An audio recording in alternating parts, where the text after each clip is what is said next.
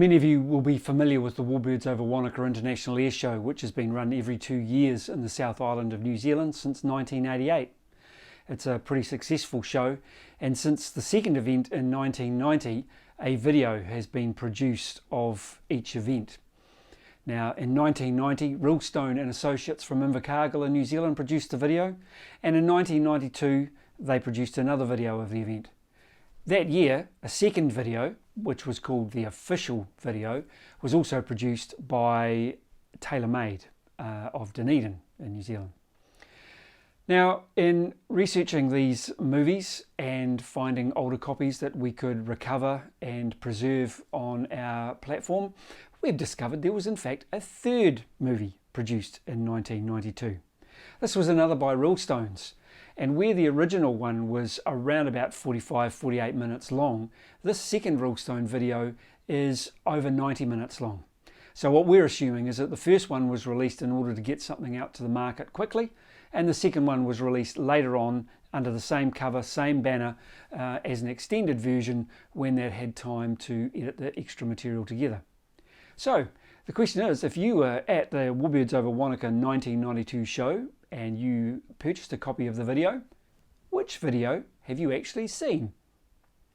You may have seen the TaylorMade one, in which case you will never have seen the material on the Rillstone videos. Likewise, if you were an early adopter, early purchaser, you may have the shorter version of the Rillstone one.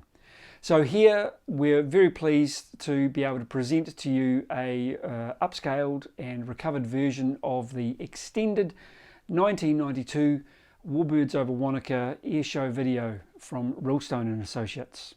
If you want to watch the full thing, just head on over to our streaming platform at historicalmachines.tv.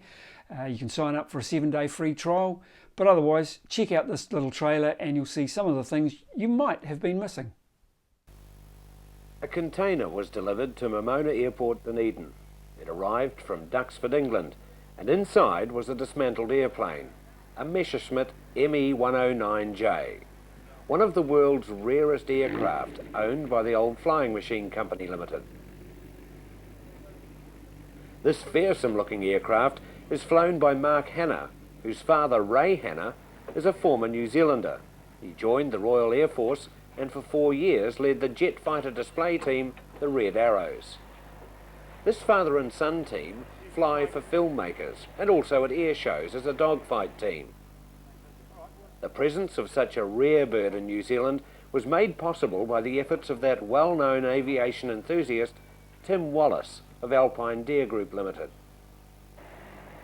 Our organisation, our company name is the Old Flying Machine Company. We are based at the Imperial War Museum in Cambridge in England, and we're there courtesy of the Imperial War Museum. We are given hangarage, workshop facilities, purely in exchange for us doing some displays at their request. We've been operating there now for approximately 9.5 years. The 109 is a Spanish-built one. It has a Rolls-Royce 529 engine, which is a transport engine. From an operational point of view, it's a lovely aircraft. It's easy to maintain, pretty much looks after itself. We've just done a lot of work on the aircraft prior to the aircraft coming here to New Zealand. Anyway, we've operated the airplane now for 3 years. We've done a lot of film work with it. Films like Memphis Belle, Piece of Cake. There's a few other commercials as well. In comparison, the 109 in comparison to the Spitfire, there is a considerable difference. Namely that the 109 was an aircraft that was made in such a way for mass production which was easy for maintenance and general turnarounds. The Spitfire is somewhat more of a much more complicated aircraft in its construction and downtime when it comes to repairs. And even by today's standards, when we fly and maintain the 109 and the Spitfire, that comparison that stood years ago is still as clear today. Both aircraft are good aircraft, and it's fair to say that the 109, despite its use back in the 40s, is a lovely aircraft. We enjoy operating the 109. We've had great success with it.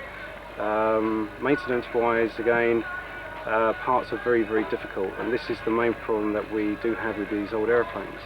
For example, prior to coming here to New Zealand, we had a problem with the aircraft's radiators.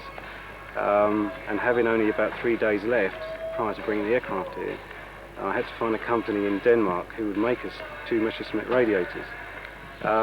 Although the expense was somewhat minimal in comparison to some aircraft parts, we just made it just in time. We had to delay the aircraft leaving the docks, but we did it all the same. Join us on our full advert-free streaming service at historicalmachines.tv, where you'll find lots more great footage just like this, all for less than the cost of a cup of coffee per month.